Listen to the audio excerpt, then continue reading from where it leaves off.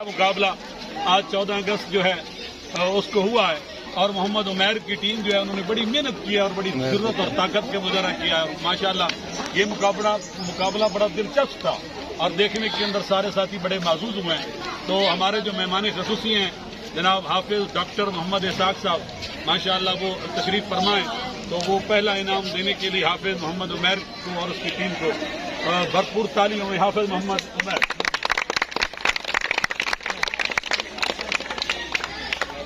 माशाअल्लाह जी इसकी टीम ने पहली पोजीशन हासिल के लिए मुबारक।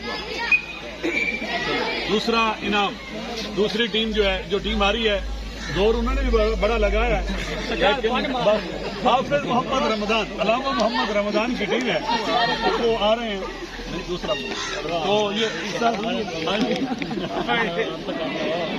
ये मैं जरा